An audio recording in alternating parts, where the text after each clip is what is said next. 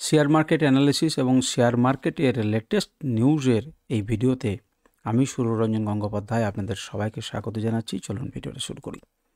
দেখুন, মার্কেট যখন শুরু করবেন, অর্থাৎ 9টা থেকে বা 9:15 থেকে আপনি যখন ট্রেডে বসবেন বা চিন্তাভাবনা করবেন, তার আগে কিন্তু আপনার প্রিপারেশন আছে, তার আগে কিন্তু আপনার একটা সামগ্রিক ধারণা থাকা উচিত মার্কেট সম্পর্কে। যদি আপনি অপশন ট্রেডিং করতে চান তাহলে তো নিফটির বা ব্যাঙ্ক নিফটির অ্যানালিসিস করবেন। মনে করুন এই দুটিতেই করতে চাইছেন, মনে করুন নিফটিতে করতে চাইছেন, তাহলে নিফটির অ্যানালিসিস কিন্তু আমি আপনাদেরকে দিই, প্রত্যেক দিন দিয়ে থাকি। আপনারা সেটা দেখতে পাবেন ডিটেল আলোচনা। কিন্তু এই ভিডিওটা কী সম্পর্কে? এই ভিডিওটা একটা সামগ্রিক ধারণা সম্পর্কে।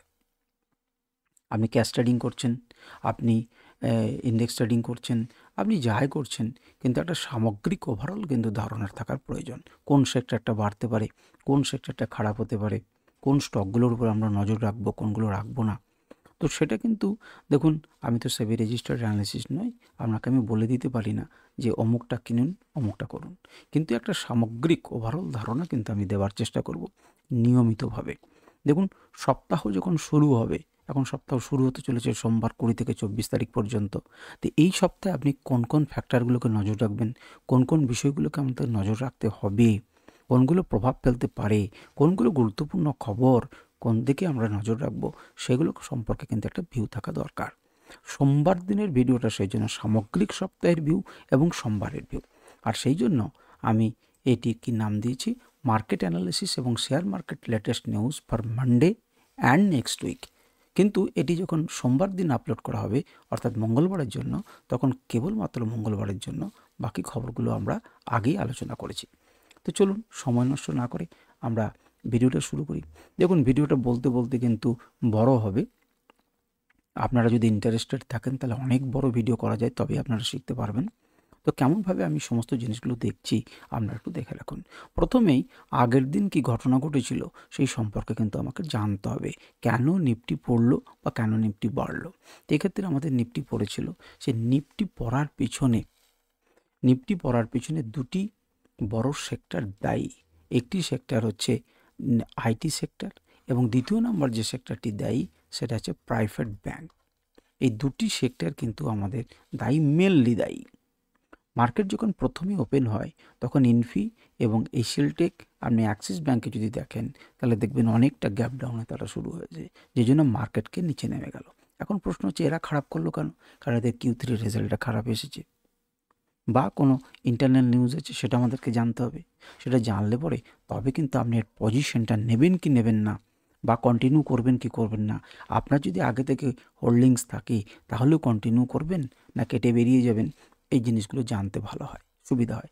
এবং বড় বড় ফিনান্সিয়াল ফান্ড হাউস থাকে, তারা কিন্তু এদের উপরে মন্তব্য করেন যে এটা এখনও পর্যন্ত আমরা কিনতে বলছি। তো সেইগুলো যেগুলো ফ্রি নিউজ, সেগুলো আমি আপনাদেরকে জানাবো।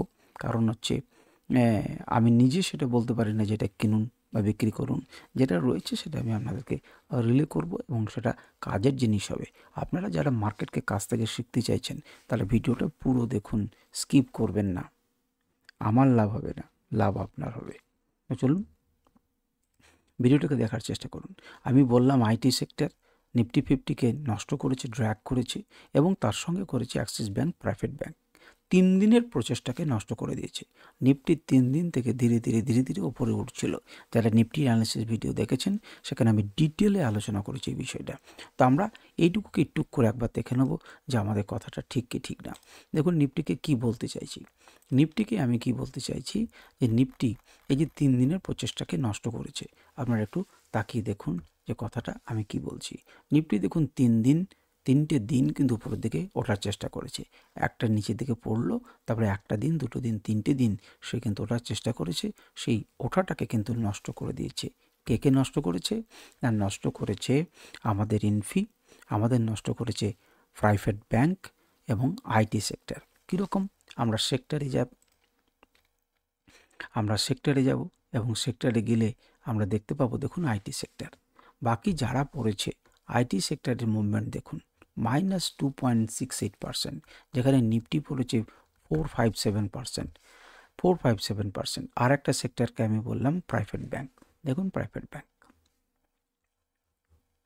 এবং এটি দেখুন সব থেকে বেশি পড়েছে, তাহলে এরা সব থেকে বেশি দায়ী আমাদের নিফটিকে, মার্কেটকে নামিয়ে দেওয়ার। যে 3 দিন থেকে ধীরে ধীরে তুলেছিল সেই প্রচেষ্টাকে নষ্ট করে দিল। কিন্তু এদের মধ্যে আবার কে দেয়? তখন আপনাকে সেই সেক্টরের অন্তর্গত স্টকগুলোর মধ্যে যেতে হবে। সেখানে দেখতে পাবেন আপনি ইনফি, সেখানে দেখতে পাবেন এশিয়াল টেক, সেখানে দেখতে পাবেন আপনি অ্যাক্সিস ব্যাংক। এদেরকে চার্টে ফেলবেন এবং দেখবেন যে এরা হচ্ছে আপনাকে দায়ী। তো যাই হোক, আমাদের রয়েছে কিনা দেখি। দেখুন এখানে চলে আসুন। দেখুন এরা হচ্ছে মেন অংশ। এখান থেকে যে অংশগুলো দেখছেন এরা টোটাল মার্কেটের, কিন্তু আপনাদেরকে প্রত্যেক দিন এদেরকে নজর করতে হবে। এইচডিএফসি ব্যাংক আমরা প্রত্যেক দিনই দেখব এবং বিচার করব। তো আপনি কেবল অ্যাক্সিস ব্যাংকের দিকে নজর করুন। অ্যাক্সিস ব্যাংক দেখুন 4.52% এবং চলতে থাকুন। দেখুন এত পার্সেন্ট কেউ নেই। দেখুন ইনফি কত পার্সেন্ট? -5.86%। তার মানে এরা এই দুজন মেন অংশ যারা মার্কেটকে টেনে নামিয়েছে। বাকি কিন্তু দেখুন কোটাক ব্যাংকও কিছুটা করেছে, করেনি তা নয়, কারণ প্রাইভেট সেক্টরের ব্যাংকগুলো কিন্তু এই ধরনের কাজ করেছে। আমরা দেখলাম এরা টেনে আপনাকে নামিয়েছে। আচ্ছা, এইটা তাহলে বুঝতে পারলাম। এখন নেক্সট দিনের আমাদের কোন কোন ফ্যাক্টরগুলো কাজে করতে পারে, তার আগে আমরা চট করে একবার কি দেখে নেব। প্রথমেই যেটা দেখব সেটা হচ্ছে ইন্ডিয়া ভিক্স। তো ইন্ডিয়া ভিক্সকে দেখুন, আমরা যদি উইকলি করি তাহলে টানা 3টে সপ্তাহ কিন্তু সে কি করেছে, টানা 3টে সপ্তাহ কিন্তু ভিক্স কিন্তু বাড়ছে, যেটা কিন্তু বুলদের জন্য ভালো খবর নয়। এখন দেখা যাক যে এই রকম জায়গাতে সেই যে রেজিস্ট্যান্সটা রয়েছে সেটা ধাক্কা খেয়ে নিচে নামে কিনা, বা এটিকে ভেঙে সে উপর দিকে চলে যায় কিনা। চলে গেলে তো ঠিকই আছে, বুঝতেই পারছেন কি হবে। বাড়লে পরে যখন মার্কেট কমছে তাহলে কি হবে আপনারা বুঝতে পারছেন। যাই হোক, ইন্ডিয়া ভিক্সের সঙ্গে যে রিলেশন, এটা হচ্ছে আমাদের গিফট নিফটি, আপাতত দেখতে হবে না। এই 5টা সেকশানে আমাদের কি হয় না, আমাদের ইন্ডেক্স ট্রেডিং হয়। তো প্রথমেই দেখুন নিফটি দেখুন 0.47% নেমেছে, কিন্তু ব্যাঙ্ক নিফটি প্রচুর পড়েছে। আপনারা কমেন্টে বলুন তো যে ব্যাঙ্ক নিফটি কেন এতটা পড়লো। আপনি যদি দেখেন যে প্রাইভেট ব্যাঙ্ক এতখানি পড়ে গেছে, তাহলে ব্যাঙ্ক নিফটি কিন্তু সেখান থেকে তার কারণের জন্যই কিন্তু নেমেছে। এখন প্রাইভেট ব্যাংকের সঙ্গে কিন্তু পিএসইউ ব্যাংক আছে, পিএসইউ ব্যাংক কিন্তু অতখানি পড়েনি। অর্থাৎ এই সেক্টরটা কিন্তু তুলনামূলকভাবে শক্তিশালী। যদি আমাকে ব্যাংক নিফটি কখন নজর রাখতে হয় বা কিনতে হয়, তাহলে এই সেক্টরগুলো দেখে আমি কিন্তু নজর রাখতে পারি। আমরা দেখব, কাছেই দেখব।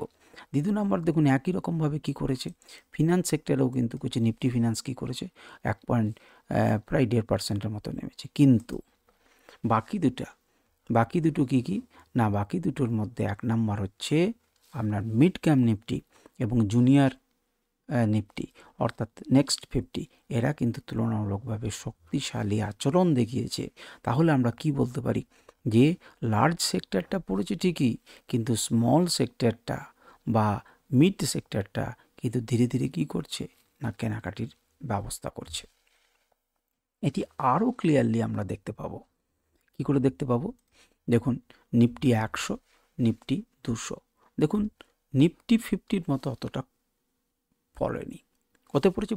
0.47%। এ পড়েছে সামান্য পার্সেন্ট। তার মানে এই পরের অংশগুলো থেকে পরের কোম্পানি যেগুলো টপ 150টা পড়েছে, তার পরের 50টা একটু সামাল দিয়েছে, তারপরের 100টা কিন্তু আপনাকে আরও সামাল দিয়েছে, ঠিক কিনা? সুতরাং আমরা এইভাবে দেখতে পারি নিফটি 500 যদি টোটালটা দেখেন পড়েছে কম।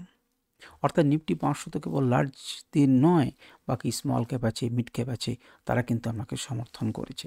দেখুন যত মিড ক্যাপ আছে তত দেখুন মিড ক্যাপগুলো কিন্তু বেড়েছে, যত দেখুন স্মল ক্যাপ আছে বেড়েছে, নয় কস্ট টু কস্ট দাঁড়িয়ে আছে। একবারে স্মল ক্যাপ দেখুন বেড়েছে।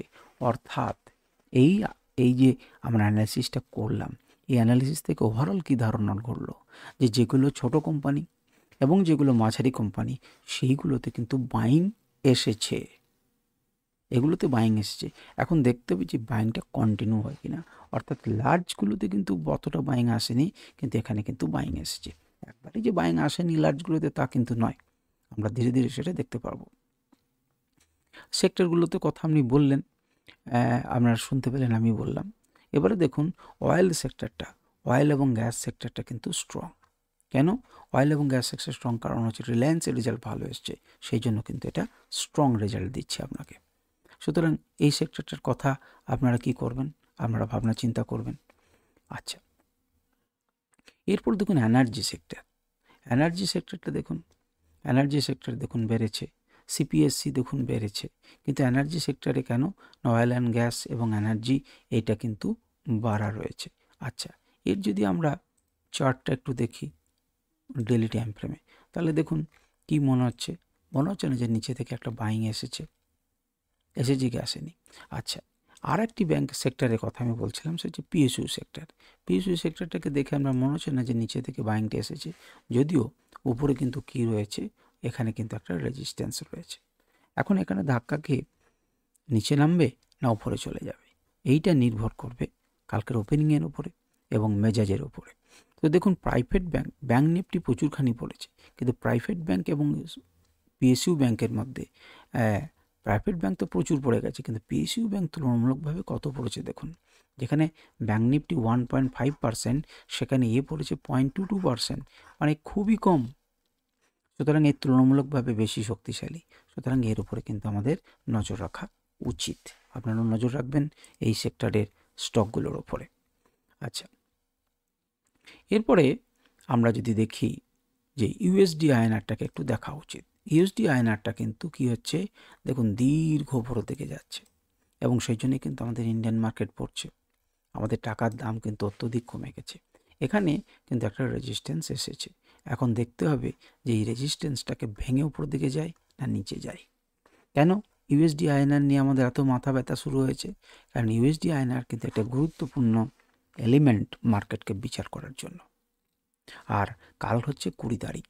20 তারিখে কি বিশেষ ঘটনা আছে জানেন? ডোনাল্ড ট্রাম্প গদিতে বসবেন, শপথ নেবেন।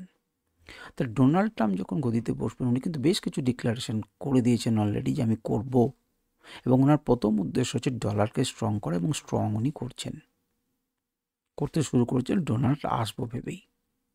এখন এটিকে নিয়ে কিন্তু আমি আলাদা ভিডিও করেছি, আপনারা দেখুন খুঁজে, কোন ভিডিওটা করেছি আমার মনে নেই, কিন্তু করেছি, এই নিয়ে আমি বক্তব্য রেখেছিলাম। তো ডোনাল্ড ট্রাম্পের যে আগামী সপ্তাহে তিনি কি ডিক্লারেশন করতে পারেন, ট্যারিফের কি করবেন, এটা কিন্তু আমাদেরকে ভালো করে নজর রাখতে হবে, কারণ এর উপরে কিন্তু মার্কেটের অনেক কিছু নির্ভর করবে। ঠিক আছে, সুতরাং ইউএসডি আইএনআরকে দেখলাম। আপনারা যদি ইল্ডসগুলো দেখি, বন্ড ইল্ডস, সেগুলো দেখবো যে ইন্ডিয়ার সমস্ত এবং ইউএসের 5, 10, 15 বছর প্রত্যেকটি কিন্তু ইন্টারেস্ট বেড়েছে। সুতরাং আপনারা দেখতে পাচ্ছেন কি হচ্ছে পুরো টোটাল মার্কেটটাতে। আমরা ব্রেন্ট অয়েলের দিকেও নজর রাখবো, আজ আমরা সে কথা আলোচনা করছি না। আচ্ছা, আমরা দেখব যে দেখুন নেক্সট উইকে কী কী ফ্যাক্টর এবার আমরা আলোচনা করব, যে কোনগুলো গুরুত্বপূর্ণ হতে থাকে। একটা মার্কেটের মধ্যে একটা আনসার্টেনটি থাকবে। কেন? কারণ পলিসি অ্যানাউন্সমেন্ট করবেন বিভিন্ন রকম, বা করতে পারেন ডোনাল্ড ট্রাম্প, বিশেষ করে ট্যারিফ নিয়ে সিদ্ধান্ত। ওদের দেশে ট্যারিফ কথাটার অর্থ কিন্তু ট্যাক্সেশনের একটা আছে। মিক্সড Q3 আর্নিংস, মোটামুটিভাবে আপনার 250-র বেশি স্টকের ওপরে কিন্তু আমাদের কিন্তু কি আসতে চলেছে, রেজাল্ট আসতে চলেছে আগামী সপ্তাহে। আমরা প্রত্যেক দিনে কী কী রেজাল্ট আসছে, কোন কোন গুরুত্বপূর্ণ রেজাল্ট আসছে, সেগুলো নিয়ে আলোচনা করব। ভিডিও বড় হবে, কিন্তু আমার কিছু করার নেই, জিনিস শিখতে গেলে আমাদেরকে বড় করতেই হবে। তাহলে এই রেজাল্টগুলোর ওপরে কিন্তু আমাদের টোটাল মার্কেটটা নির্ভর করছে, পার্টিকুলার স্টকও নির্ভর করছে। এফআইরা ক্রমান্বয়ে কিন্তু বিক্রি করে দিচ্ছে। এখনও পর্যন্ত প্রায় 25,000 কোটি টাকা আগের সপ্তাহে বার করে নিয়েছে তারা এখান থেকে, কারণ ওদের সাথে ডলার স্ট্রং হচ্ছে। সুতরাং এদিকে না খাটিয়ে তারা পরিষ্কার বোঝা যাচ্ছে যে দেশ থেকে টাকা তারা কি করছে, বার করছে এবং ডলার কিনে নিয়ে চলে যাচ্ছে। অয়েলের প্রাইস কিন্তু বাড়ছে। এই অয়েলের প্রাইসটা কিন্তু একটা গুরুত্বপূর্ণ জায়গাতে দাঁড়িয়ে রয়েছে। চায়নার জিডিপি কিন্তু বেড়েছে, এরা কিন্তু কি করতে পারে, অয়েলের প্রাইসটাকে বাড়িয়ে রাখার চেষ্টা করতে পারে। দ্বিতীয় নম্বর, আমাদের সঙ্গে যে রাশিয়ার চুক্তি হচ্ছে তেলের, বা আমরা কাঁচা তেল ওখান থেকে নিয়ে আসছি, তো সেটা নিয়েও কিন্তু আছে নিষেধাজ্ঞা এবং অনেক কিছু ঘোষণা করে দিতে পারে ট্রাম্প। তো সেই বিষয়েও কিন্তু আমাদের নজর রাখতে হবে। ইন্টারন্যাশনাল বিষয়গুলোর উপর কিন্তু নজর না রাখলে আপনি টোটাল মার্কেটকে বুঝতে পারবেন না। ছেলে খেলার নয় যে একটা জিনিস কিনে নিলেন আর একটা জিনিস বিক্রি করে দিলেন, এত সহজ নয় কিন্তু শেয়ার মার্কেট। আপনাকে গভীরভাবে অনুধাবন করতে হবে, কিন্তু যদি বুঝতে একবার পেরে যান তাহলে কিন্তু আপনি সফল হবেন। আচ্ছা, তৃতীয় নাম্বার কি রয়েছে দেখুন, ইনফ্লেশন ডাটা। জাপানের ওপরে কিন্তু হায়ার ইনফ্লেশন ডাটা এসছে, এবং যেটা ব্যাঙ্ক অফ জাপান, সেই ব্যাঙ্ক অফ জাপান কিন্তু তাদের ইন্টারেস্ট রেট কিন্তু বাড়াতে পারেন এমন ইঙ্গিত পাওয়া গেছে। সুতরাং এটাও কিন্তু মার্কেটের উপরে কিন্তু প্রভাব ফেলবে। তাহলে এগুলো হচ্ছে কি ফ্যাক্টর। আচ্ছা, দ্বিতীয় নম্বর, সেগুলো সবই আলোচনা শুনলেন। এবার হচ্ছে সেক্টরের মধ্যে দেখুন কি, সেক্টরের মধ্যে দেখুন technology, private bank, FMCG, auto, Pharma, এগুলো হচ্ছে আন্ডার প্রেসার আমরা দেখলাম। আর পিএসইউ ব্যাংক, অয়েল, গ্যাস এবং এনার্জি, এরা কিন্তু বেটার ফর্ম করছে তবুও। আচ্ছা, এরপর মোর দেন 250 কোম্পানির রেজাল্ট আসছে এই সপ্তাহে আমরা বলেছি। তার মধ্যে সবকটার নাম আমি বলছি না, চার্টে রয়েছে, আপনারা পজ করে দেখুন, হয়তো ভিডিও বড় হবে। আপনারা যেটা দেখবেন যে নিফটি 50 স্টক কিন্তু এইগুলো, যেটি এই সপ্তাহে আসবে। আমরা প্রত্যেক দিন পরের দিনেরগুলো নিয়ে বেশি আলোচনা করব। HDFC bank, Hindustan Unilever, Reddy, তারপরে দেখুন ultra cement, ICICI bank, JSW এবং আমরা হচ্ছে Bharat petroleum corporation limited, BPCL. তো এগুলো হচ্ছে নিফটি 50 স্টক। এগুলো ছাড়াও জোম্যাটো, টাটা টেকনোলজিস, তারপর মনে করুন Dixon, Yes Bank, IDBI First Bank, Dalmia Bharat, Oberoi, MCX, প্রচুর নাম আমরা দেখতে পাচ্ছেন, কোফোর্জ, প্রচুর প্রচুর প্রচুর। এই সবগুলোতে কি আসবে? এই সবগুলোর কিন্তু রেজাল্ট আসতে চলেছে আমাদের সামনের সপ্তাহে। আমাদেরকে কনসেন্ট্রেট করতে হবে তারপরের দিনে যেটা রেজাল্ট, তাদের মুভমেন্ট কেমন আসছে। এই যে রেজাল্টগুলো আসছে, এই রেজাল্টগুলোর মধ্যে কে কে বৃদ্ধি পেতে শুরু করলো, তার মানে ভিতরের খবর কিন্তু তাদের কাছে থাকে। তারা আগে থেকেই কিন্তু মার্কেটকে হাই করে তুলে নিয়ে গেছে বা তুলে নিয়ে যাওয়ার চেষ্টা করবে। দ্বিতীয় নম্বর, এই সপ্তাহে আমাদেরকে আরও কয়েকটা জিনিসের উপর নজর রাখতে হবে। তার মধ্যে হচ্ছে ডলার ইন্ডেক্স, ইউএসের ডলার ইন্ডেক্স এবং ইউএস বন্ড ইল্ডসের দিকে নজর রাখতে হবে। কারণ ইনক্রিজ হচ্ছে আপনার হচ্ছে ডলার ইন্ডেক্সে এবং ইউএস বন্ড ইল্ডসে, যেটা হচ্ছে আউটফ্লো, এফআইআই যে আউটফ্লো করছে, অর্থাৎ 25,000 কোটি টাকার মতো আগের সপ্তাহে বের করে নিয়ে চললে তার উপরে কিন্তু এফেক্ট ফেলবে। ভিক্স কিন্তু বেরিয়ে চলেছে, যেটা বুলসের জন্য ভালো খবর নয়। আমি আগেই উল্লেখ করেছি, যদি ভুলে যাই তখন যখন পড়বো তাতে যাতে আমাদের মনে থাকে। এবারে শেয়ার মার্কেটের বেশ কিছু নিউজ করার আগে আমরা একবার চটজলদি আমরা এনএসসির ওয়েবসাইটে গিয়ে অ্যাডভান্স ডিক্লাইন রেশিও এইগুলো সম্পর্কে একটুখানি দেখে নিতে হবে। নিফটি 50 স্টকের মধ্যে 29টা স্টক কিন্তু বেড়েছে এবং 21টা স্টক কিন্তু কমেছে। ওভারঅল মার্কেটকে যদি আমরা দেখি, ওভারঅল মার্কেটের মধ্যে 1472টা স্টক কিন্তু বেড়েছে এবং 1338টা স্টক কমেছে, 94টা আপনার আনচেঞ্জ আছে। 52 সপ্তাহের উইককে 52 সপ্তাহের হাইকে টাচ করেছে 24টা স্টক। এই 24টা স্টককে কিন্তু আমাদের খুঁজে বার করতে হবে। আমি দেখিয়ে দেবো। 52 সপ্তাহের লো টাচ করেছে 46টা স্টক। এদেরকে অ্যাভয়েড করবেন, এদেরকে নিয়ে আপনি কাজ কারবার করতে পারেন। 97টা স্টক কিন্তু আপার সার্কিট হিট করেছে এবং 48টা স্টক রয়েছে যেটা লোয়ার সার্কিট হিট করেছে। এই 97টা স্টকের মধ্যে কোনো সুযোগ আছে কি, সেগুলোকে আপনাকে বিচার করতে হবে। এখন বুঝুন যে আমি যদি এগুলোর বিচার করতে চাই তাহলে সময় লাগবে, সুতরাং আমি সেগুলোর বিচার করছি না।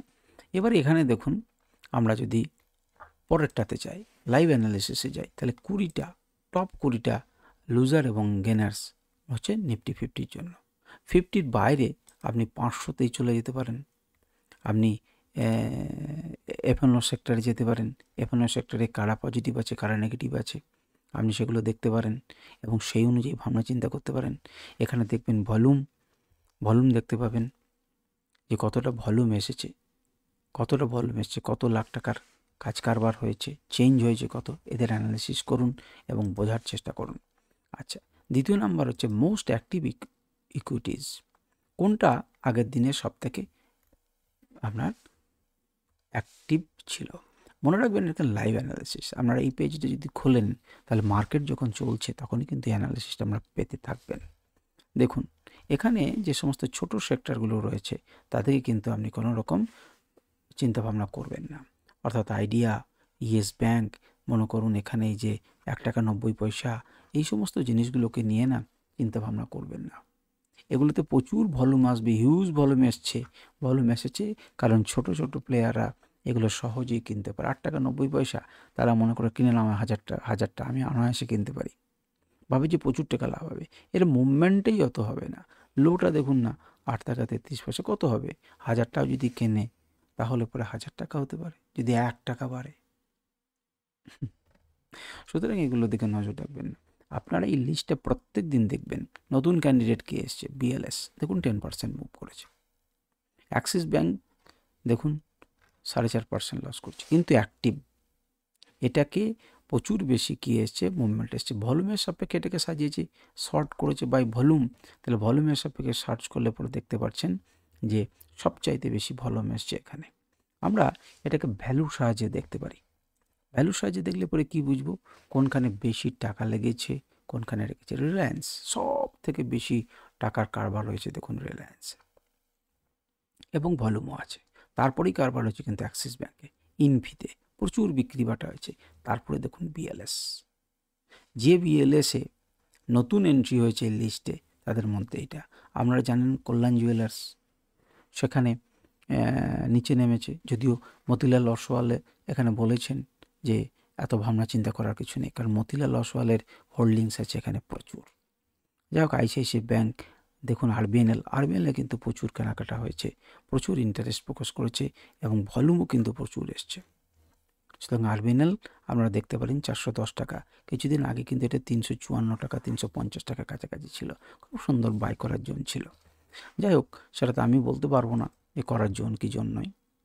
আচ্ছা, এরপর হচ্ছে ইন্ডেক্স পারফরমেন্স তো আমরা দেখেছি যে কোনটা কি হয়েছে না হয়েছে। প্রাইস ব্যান্ড হিটার্স, অর্থাৎ যে 97টা আপার ব্যান্ডে গেছে, লোয়ার ব্যান্ডে গেছে, বোথ ব্যান্ডে, অর্থাৎ আপার ব্যান্ড এবং লোয়ার ব্যান্ডেও টাচ করেছে। এদের মধ্যে দেখুন আপার ব্যান্ডে কি গেছে, দেখুন বাজাজ হেলথ কেয়ার, এ অ্যাক্টিভও ছিল, এ ঢুকেছেও, অর্থাৎ একে নিয়ে আমরা চিন্তা ভাবনা করতে পারি। আমরা দেখবো যে এখানে কোনো সুযোগ আছে কিনা, হিন্দ মোটর এখানে কোনো সুযোগ আছে কিনা। আপনারা নিজেদের মতো অ্যানালিসিস করবেন এবং দেখবেন।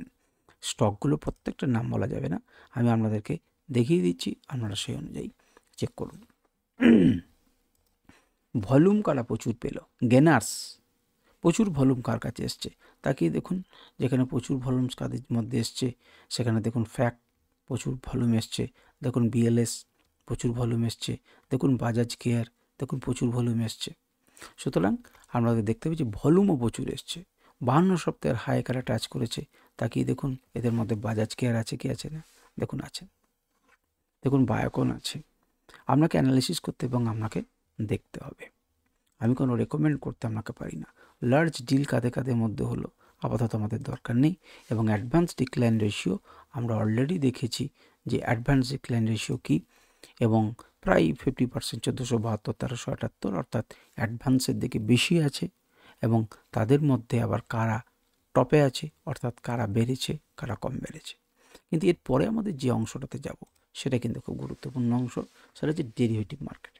কোন কন্ট্রাক্টগুলোতে সবথেকে বেশি ইন্টারেস্ট লোকের আছে সেগুলোর মধ্যে অ্যাক্টিভ কোনগুলো, সেগুলোর মধ্যে আপনি দেখবেন 23শে জানুয়ারি 23,200 পুট, তেমনি করে 23,200 কল। কারেন্ট মার্কেটেতে কারেন্ট যে অংশটা থাকবে সেখানে আন্ডারলাইন যেটা আছে 23,203 টাকাতে ক্লোজ হয়েছে, তার বাই এবং তার কল। সুতরাং এখানে কিন্তু লোকের ইন্টারেস্ট সবথেকে বেশি রয়েছে। এবং এইগুলো ছাড়া আপনি দেখতে পারেন যে আর কিসে রয়েছে, দেখুন ব্যাঙ্ক নিফটির নামও নিশান নেই, একটার মাত্র ব্যাঙ্ক নিফটির যে বড় বড় দবদবা ছিল সেটা কিন্তু এখন আর নেই। এবারে অ্যাক্টিভ আন্ডারলাইংয়ে যদি আমরা কথা বলি, তাহলে অ্যাক্টিভ আন্ডারলাইংয়ে দেখুন কে রয়েছে। দেখুন নিফটি ব্যাঙ্ক নিফটির সঙ্গে রিলায়েন্স এবং Infy, Axis bank, HDFC bank, ICICI bank এবং হ্যাভেলস এবং মিড ক্যাপ নিফটি, তাহলে এদের কিন্তু কি রয়েছে, সব থেকে বেশি অ্যাক্টিভ রয়েছে। তাহলে আপনি যদি অপশনে ট্রেড করতে চান তাহলে এইগুলোকে নিয়ে কিন্তু ট্রেড করতে পারেন, ওগুলো ছাড়া, অর্থাৎ ইন্ডেক্স ছাড়া। এর পরেরটা কিন্তু খুব গুরুত্বপূর্ণ হতে চলেছে। দেখুন আন্ডারলাইংয়ে আপনি কি দেখছেন, বাই আন্ডারলাইং আমরা কি করছি, প্রথমটা দেখুন রাইজ ওয়াই, অর্থাৎ ওপেন ইন্টারেস্ট বাড়ছে এবং প্রাইস বাড়ছে। এটা কিন্তু একটা পজিটিভিটির লক্ষণ, অর্থাৎ বুলিশের লক্ষণ। তো কোনগুলোতে বুলিশের লক্ষণ আপনারা দেখুন পুটে কিসে, নিফটির যে পুট 30শে জানুয়ারি আজকের নয় কিন্তু এক্সপায়ারি 30শে জানুয়ারি। এক্সপ্লানেশনটা শুনুন। এতক্ষণ পর্যন্ত যারা ভিডিওতে আছেন তাদের কিন্তু এবার কাজের জিনিস এসেছে, আমরা ভাবনা চিন্তা করুন। 23,200 পুট, 23,200 পুটে 23শে জানুয়ারি 30শে জানুয়ারি কি হচ্ছে? ওপেন ইন্টারেস্ট বেড়েছে, ওপেন ইন্টারেস্ট বেড়েছে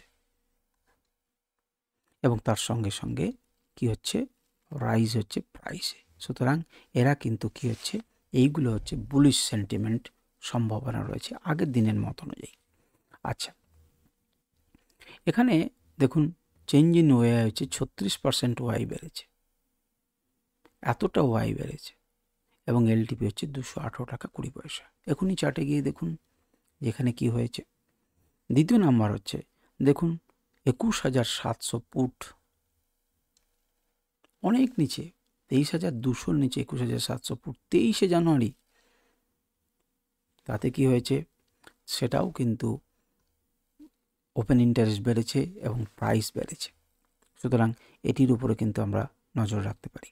ইন্ডেক্সের আরও একটা 22,900, তাহলে 23,200, তার নিচে হচ্ছে 22,900, তার নিচে হচ্ছে 21,700।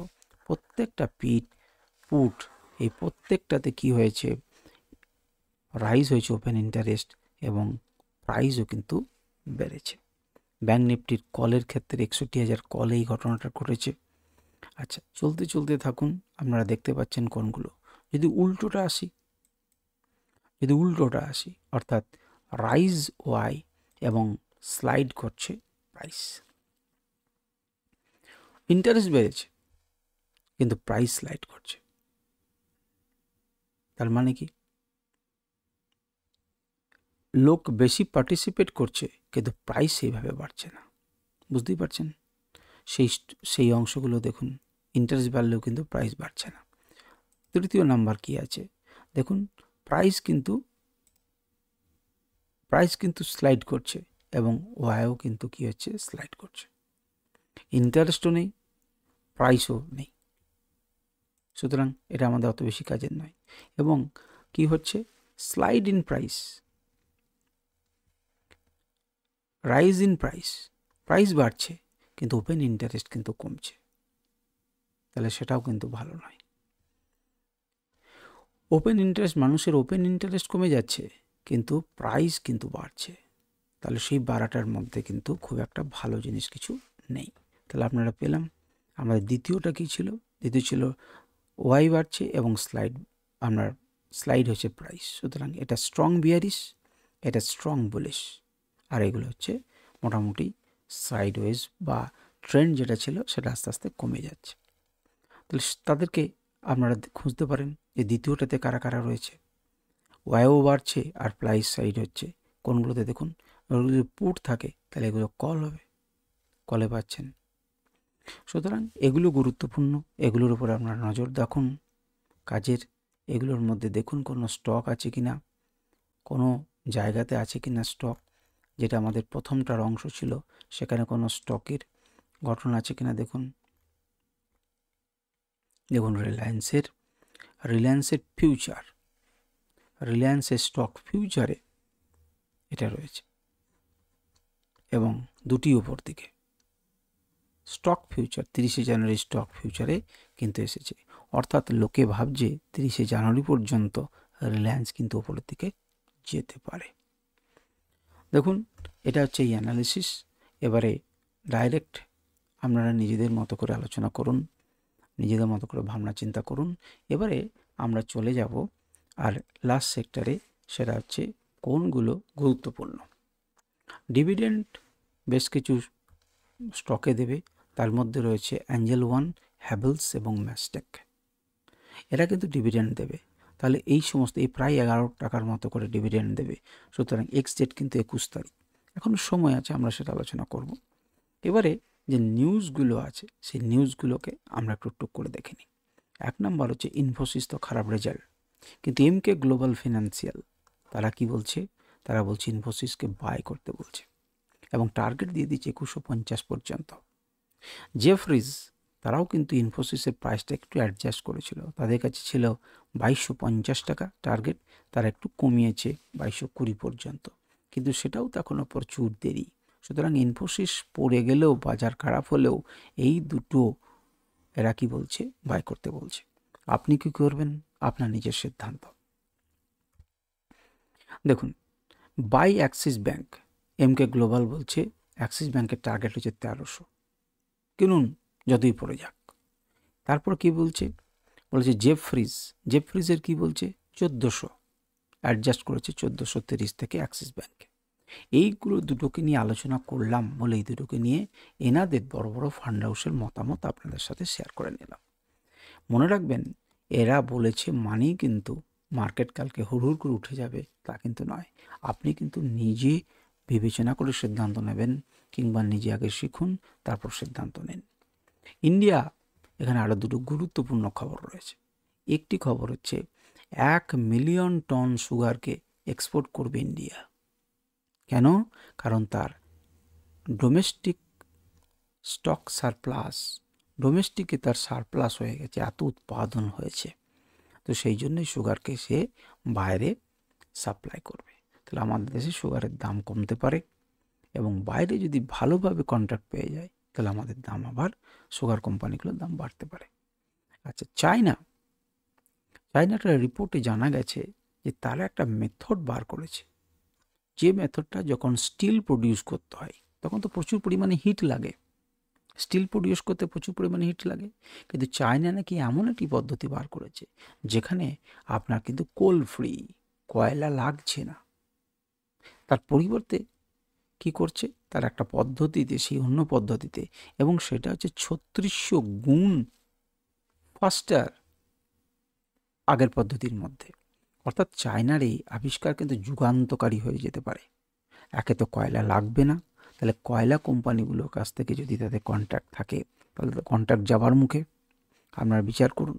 এবং দ্বিতীয় নাম্বার হচ্ছে, সেটা আবার হচ্ছে 3600 টাইম ফাস্টার, আরও 3600 গুণ তাড়াতাড়ি তারা স্টিল তৈরি উৎপাদন করতে পারবে। সুতরাং তাদের স্টিল তৈরি করে সাপ্লাই করার জন্য সুবিধা হবে তাড়াতাড়ি, এবং নিশ্চয়ই কস্ট কমবেই। আমি জানি না, সেটাকে নিয়ে আপনারা বিচার বিবেচনা করুন। আপনারা চাইলে এরপরে আমরা আলোচনা করতে পারি ডিটেলে। তো এতেই মনে করুন ভিডিও কিন্তু অনেক বড় হয়ে গেছে। সুতরাং আজকের আলোচনা আমাদের এখানেই রাখলাম, কিন্তু এইটা বলার আগে আমরা আর একটা ছোট্ট জিনিস জানব। সেটা হচ্ছে 20 জানুয়ারিতে বেশ কিছু গুরুত্বপূর্ণ কোম্পানির রেজাল্ট আসতে চলেছে। এদেরকে আমরা মন দিয়ে দেখতে থাকুন। তাদের মধ্যে রয়েছে 197 communication, Zomato, IRFC, ICICI securities, থাকবে Newgen software, Dixon technology, bridge securities. অনেক নামগুলোর মধ্যে এগুলো গুরুত্বপূর্ণ। আর কে থাকছে, এলটি ফিনান্স। দেখুন, এলটি ফিনান্স, ওবেরয় রিয়েলটি এবং আইডিবিআই ব্যাংক। এছাড়া থাকছে Supreme Industries, Suntech realty. Realty দেখুন দুটো রেজাল্ট আসছে, সেক্টরকে দেখুন। এরপর হচ্ছে অ্যাপোলো টিউবস। এই সমস্ত গুরুত্বপূর্ণ কোম্পানিগুলোর রেজাল্ট আসতে চলেছে কিন্তু কালকে। এমসিএক্সের রেজাল্ট আসবে কালকে। আর কার রেজাল্ট আসবে, ম্যাঙ্গালোর রিফাইনারি অ্যান্ড পেট্রোকেমিক্যাল, বিদ্যুৎ স্পেশালিটি, কারুর বৈশ্য ব্যাংক, জম্মু কাশ্মীর, আপনার আসছে ওভারসিজ ব্যাংক, এবং আসছে সেন্ট্রাল ব্যাংক। তাহলে এইগুলোর ওপরে আমি আবারও একবার স্ক্রিন আপনাদের সঙ্গে করলাম, এদের রেজাল্ট আসবে। যদি এদের রেজাল্টে মুভমেন্ট শুরু হয় তার মানে জানবেন এদের রেজাল্ট ভালো আসতে চলেছে। যদি মুভমেন্ট না হয় তাহলে জানবেন রেজাল্ট খারাপ আসতে চলেছে। সুতরাং আপনারা এদের ওপরে নজর রাখতে পারেন, কোন কোন স্টকগুলোর ওপরে, সেগুলো দেখলেন রেজাল্টের সাপেক্ষে আপনারা নিজেরা বিচার বিশ্লেষণ করুন, এবং আপনারা সেই মতো সিদ্ধান্ত নিন। এবং আপনারা কমেন্টে লিখুন, এই ভিডিও কিন্তু আরও বড় করা যায় যদি আপনাকে আরও ডিটেল আমাকে বোঝাতে হয়, কিন্তু আপনাদের ততটা ধৈর্য থাকবে কি? আমি চেষ্টা করব, আপনারা যেমন দেখবেন, যেমন আমি বুঝতে পারবো তেমনই ভিডিওটা করব। নমস্কার, পরের ভিডিওতে আমাদের দেখা হবে। তো আজকে এই পর্যন্তই।